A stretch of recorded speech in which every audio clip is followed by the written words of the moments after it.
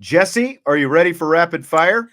I think this is the perfect transition into some rapid fire. I think you're absolutely right. Let's start with this tonight. Isaiah Foskey had some interesting comments about NIL recently. He told the San Francisco Chronicle, quote, I feel like I wouldn't have gone to Notre Dame if there was NIL when I was coming into college, end quote. He also talked about a recent Notre Dame signee who turned down bigger NIL money from another school, saying, quote, the price difference was so big, I wouldn't know what to do. There's so much pressure on the player and his family. You can make NIL money when you're at Notre Dame. You just have to work for it, end quote. So, what do you think about these Isaiah Foskey comments? To be honest with you, I think these comments are pretty out of pocket, to be honest. I don't think, there's no reason for someone like Foskey to make these comments and to specifically say, I don't think I would have gone to Notre Dame had the NIL landscape been the same, back when I was making my decision. I just think it's not a good look for Notre Dame. And as someone who's an alumni, who's going into the draft, as someone who's going to be drafted, I just don't understand why you would, you're basically kind of throwing Notre Dame under the bus a little bit, and saying Well, that there's better options out there. And, again, I understand that that's the honest answer. And it's, what we've talked about before is Notre Dame's not going to compare when it comes to a lot of these other NIL schools. But again, this guy went here for a long time. He was committed to the program, dedicated. I just think that there's no reason to make these comments, whether they're true or not. I just don't think that there's something interesting. to be said. I just don't think that they should be said because Notre Dame's still fighting for recruits. There's still people out there. These things get heard. It could be something that could potentially sway someone from committing to Notre Dame. So I really don't like the comments. I don't think that they're necessary. And for what I just talked about, it's just really unnecessary. I thought the most interesting comment was there at the end. You can make money when you're at Notre Dame. You just have to work for it. And as we've talked about, with different recruits and just the way things work with NIL, pay for play or whatever you want to call it. That's kind of been where Notre Dame has been in this whole thing. We're not just going to give you boatloads of money.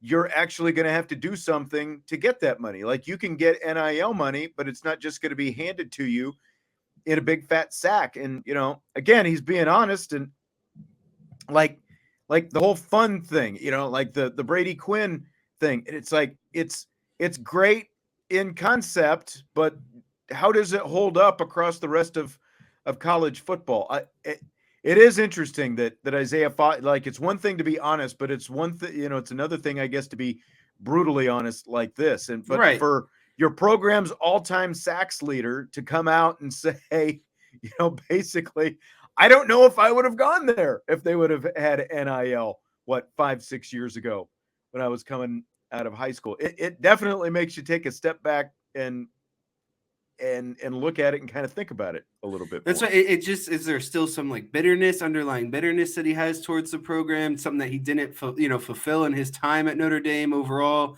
Again, I don't know what it is, but to me, there's just no reason to bring up these kind of comments, considering that's the school you went to, and the challenges that Notre Dame faces already in the NIL landscape. And then for someone who was super successful like him to make even more comments to kind of already say what's already known is just a little bit out of pocket for me. Yep. So the Chicago Bears, of course, were the big winner when they traded the number one pick in the NFL draft to Carolina last week. But the Indianapolis Colts were one of the biggest losers in that trade because they've got the number 4 pick and they desperately need a quarterback. So if you're the Colts, here are some potential options that you have. You can stay put at number 4, hope no one trades up past you and get what you get at number 4. You can try to trade up to number 3 with the Cardinals because the Texans have the number 2 pick. They probably need a quarterback as well. So you're probably going to end up with either Will Levis or Anthony Richardson there at number 3. And one of those two at number 4 is probably going to be what's left over for you if you stay at number 4. You can go try to be bold, try to trade up with Carolina now for the number 1 pick. What are you willing to give up to do that? You can potentially sign Lamar Jackson. I think there's like another day that they can do that. Or you can just tank this year and see if you can draft USC's Caleb Williams next year. So, Jesse, of those options, which one are you going with if you're the Indianapolis Colts? Are there any good options? I really don't think that there are any good options because, the Bears did what they did. And I'll make my first comment. The Bears swindled the Panthers. Everyone said that the Panthers made a great move and that it's worth the draft picks if you can get a great quarterback. I'm not sold on it because, in my opinion, round one quarterbacks are a 50-50 chance. Half the time they pan out, half the time they don't. I wouldn't necessarily give up first-round picks and second-round picks in order to potentially hit on a quarterback.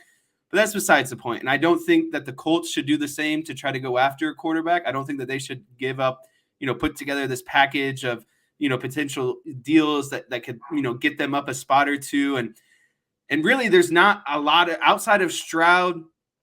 And crap, I can't think of the other guy who I've been thinking of a lot. Bryce Young? No. Anthony Richardson? Yeah. And so, to me, the quarterback draft isn't rich heavy, outside of the guys that are going to go maybe in those first couple picks. I just don't see a benefit of giving up a lot, and especially just to move up a spot or two.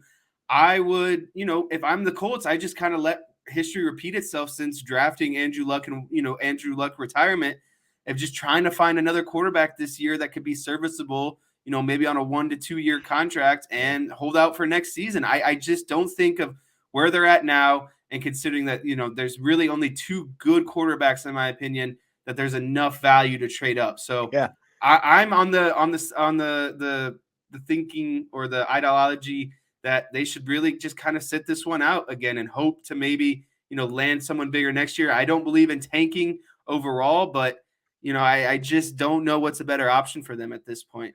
The problem with tanking is you're talking about tanking an entire season with your eye on that number one pick, and you could very easily end up tied with somebody and lose out on the pick. It's like that's tanking, and it's just too much. I don't think that is a sound strategy. But the problem with the Colts is their roster gets a little bit more expensive and a little bit older every year. Probably 3 years ago was, where their roster was as close to optimized as you were going to find, and they squandered that. They haven't been able to get the quarterback situation right. And you were bad enough this year that you're sitting there with the number 4 pick, and you still are, because of I agree with what you're saying. I don't like the depth in this quarterback draft. There's nobody I would want to move up for. So I would take my chances at number 4. And the problem is, at number 4, you're probably not going to, you'll get a quarterback if that's what you decide to do, but I don't think he's going to be a franchise guy. I think Vince and I talked last week. I would not try to sign Lamar Jackson. And it's not that I don't like Lamar Jackson. It's that it's too expensive. Well, he's too expensive. And you've got to reconstruct your whole offense around Lamar Jackson. So if you're the Colts, is that the offense that you want to be running? And it's just so different than everything else. So I think I would stay put at number 4 and see what I get. Unfortunately, it's probably not going to be that great, and the Colts are really I think just that they're going to get I think the Colts should focus on one of those non-sexy picks. Go after a top offensive lineman, maybe go after one of the top defensive linemen. Unfortunately, those aren't the fun positions. You got to hit on when you go with a quarterback in the top 10 picks. And so to me, I just think you kind of bulk it up, grab a solid kind of offensive lineman potentially, and kind of see what next year brings. But there, people in the chat have talked about, there's going to be Caleb Williams, and then eventually there's going to be Drake May, and then you're going to have Hooker out of Tennessee at some point. I think there's more quarterback rich drafts to come, and it just doesn't make sense to draft up and give up a lot when really there's only 2 valuable quarterbacks this year in this draft. They're just in a bad spot in the draft. And, they weren't willing to move. If there was really one of these guys they wanted, they should have been willing to give up some more draft capital like Carolina did. For Carolina to move up from number 9 to number 1, whereas you've got the I keep getting texts during the show whereas you're sitting there in the number 4 spot and you couldn't make that pick. So hey, what are you going to do? So March Madness is here, Jess. Play-in games start tonight. Men's tournament, full swing starting Thursday. The women start Friday.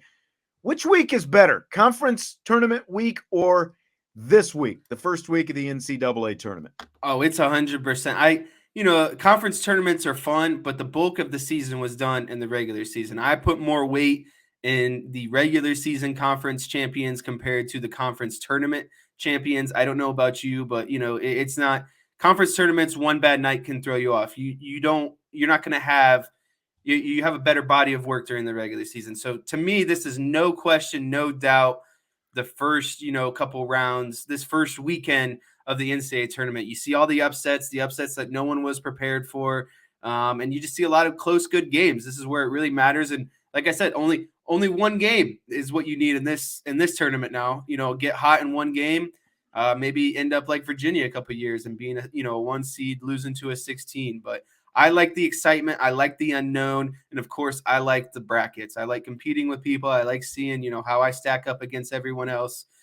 Because usually, and I'm not trying to jinx myself, but every year I can usually get one region like pretty perfect in the first couple rounds. I don't know what it is, but one region I'm usually pretty solid on. Yeah. I mean, it's without a doubt the first week of the NCAA tournament. And because the best part about conference tournament week is like if you get a couple Cinderellas who are potentially going to be a bid stealer, or just Cinderellas, guys who weren't going to get teams that weren't going to get into the tournament, and who end up there at the end. That's the most fun part, and that's to me the most fun part about this first week of the tournament as well. The Cinderellas come out, the double-digit seeds start winning. The St. Peter's this year, like the Oral Roberts from a couple of years ago. Those kind of teams, there's always going to be a handful of them, and that's what's the most fun about this week. That and the fact that like your games start at noon on Thursday, and it's just wall-to-wall basketball. Yeah, this week I'm checked out at noon Thursday and Friday at work, and I kind of got the bosses okay. I'm running the office bracket challenge this year, so I sent out all the brackets. I'm going to be keeping people's scores in a spreadsheet. So, hey, I'm just doing my job by watching the games and keeping in the excitement. I'm going to turn the TV on in the office and hopefully get enough people to watch. Right.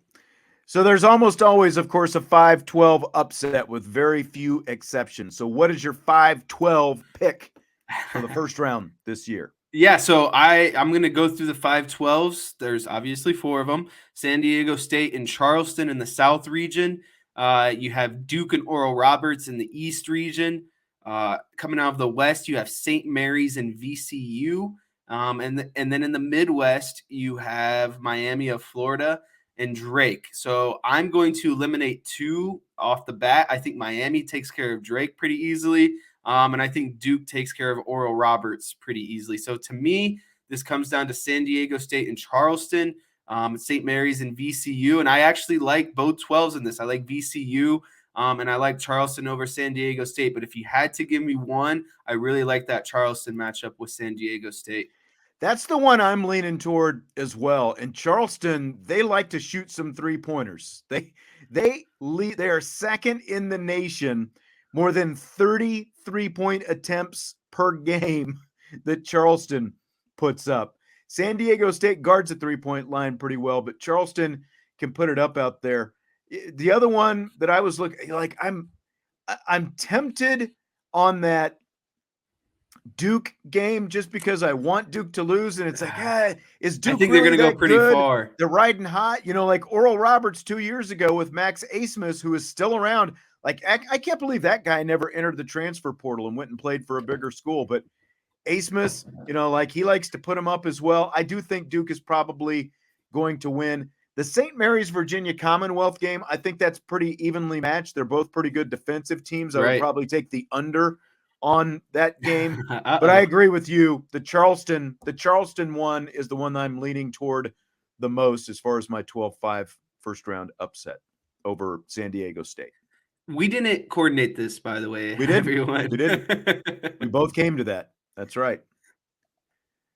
Yeah, and Dekoff 18 saying here in the Charleston coach could be a fit, and that Pat Kelsey, I believe, is his name, and that doesn't. I didn't ask Tom Noy specifically about him when we had him on because just reading his article, he was one of the guys that Tom has pretty much eliminated from this process. Don't ask me why, but Charleston has had a great season, and Kelsey was pretty good at Winthrop. Took them to the tournament a couple of times as well when he was at Winthrop, but it doesn't look like that it's lining up. I mean, it's really, again, the names that we talked about, the guy at Drake, the guy at Colgate seem to be, and like Langle, the guy at Colgate, not to get sidetracked on Notre Dame men's basketball, but they've been to the tournament. I think it's like they've won the Patriot League and been to the NCAA tournament, the last 4 times they've had the opportunity, excluding the COVID year.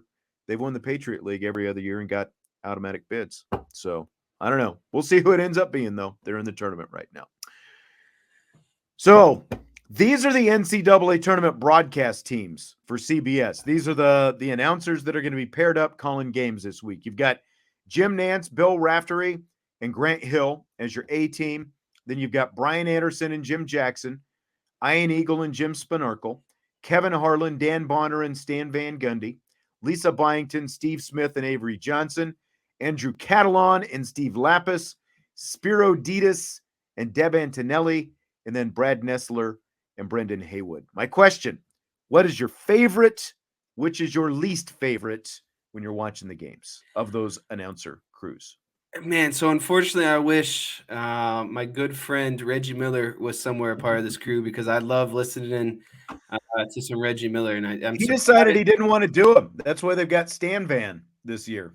And that leads me to my next point. Least favorite I'll start out with, and this is strictly because of one guy, and it's the Stan Van Gundy crew. You're not a Stan Van fan, huh? No, the Van Gundys have been a little bit whiny recently, in my opinion, and I'm not as much as a fan as I used to be. Like I like I said, it's not like I dislike Stan Van Gundy. I just think that he's become a little bit whiny.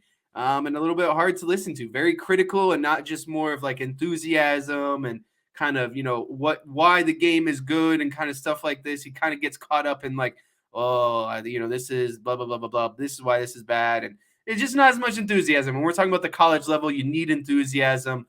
And so that's going to be my least favorite. And call me old fashioned and call me, whatever, but I'm going to have to stick with Jim Nantz, Bill Raftery, and Grant Hill as my favorite. There's a reason there's 3 stars in that lineup. And it's just, the combination of all 3 of them. You got old school, you got some kind of new school, and then you kind of have the mediator of the group. So that group's my favorite. And that's the one I look forward to, the most when the big game is on. Yeah, I'll miss Reggie with Harlan as well, so that really dings it down. This is going to be the last year Jim Nantz does college basketball and the Final Four. So Ian Eagle is going to be moving up, and he'll be with that Raftery Grant Hill crew starting next year. So that could be a lot of fun. I think if I don't obviously live in the New York area, I think Ian Eagle and Raft do like Brooklyn Nets games together or something like that. Does that sound right? That sounds right. Like New York area people. And I know a lot of people like that. I think that'll be a good one next year. I like that number 1 crew just because of Raft in there. He makes it a lot of fun. I like that. My least favorite is the Spiro Ditas Deb Antonelli pairing. I for obvious reasons, I knew that one was coming. I'm sorry. I've never been a Spiro fan. I've just never liked him. And then you pair it. Yeah, and then Deb Antonelli, you throw her in there, and I out at the ACC tournament, I got some of the up close and personal about Deb Antonelli whining about how she thinks she's unfairly, like things that she said and all this different stuff, and how and then her analysis of the game. Sometimes it's there. Sometimes you just need to shut up once in a while, and that's what it comes down to. And just close your mouth and let the play-by-play announcer talk as well. It is National Pie Day. What? I'm sneaking in a question before we get into some pie All right, questions. Go ahead. Throw it. I got one question very quick. It is blank that 21-year-old pitcher Nicaraguan pitcher struck out Juan Soto, Julio Rodriguez, and Rafael Devers and immediately got signed by the Tigers after his showing. Really? I had not even heard that. That is just fantastic. It's like when you look at the World Baseball Classic, there's so many cool things about the World Baseball Classic from, like the crowds and, it's just such a different atmosphere at these games than your typical major league game. And for a kid like that to come in and accomplish that kind of feat and get a big league contract out of it, that's pretty awesome. He was dealing. I saw that's some the of the real deal. videos. You got to go look up these strikeouts. He's got some nasty movement, and you could tell that these guys are just like, whoa, where is that coming from? Where did that come from? That's right.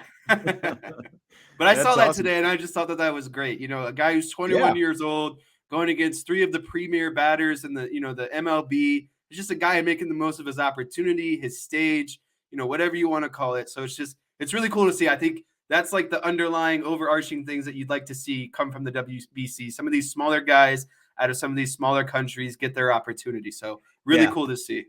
Like it's cool to see just places like, Great Britain, the Czech Republic, like places that it's like, oh, they have baseball over there? Right. You didn't know that.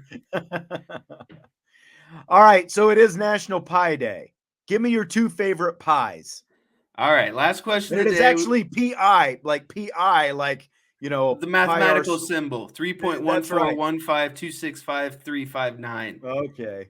To be all right. exact. Show off. I'm gonna go with cherry pie and apple pie, two all-time classics. I like cherry pie because, as you know, my mom, your wife, makes some of the best cherry pie there is, and it's on beat. And then you can't top a hot piece of apple pie with some good vanilla ice cream on top, letting those kind of melt into each other a little bit. So yeah, I'm going with apple pie and cherry pie.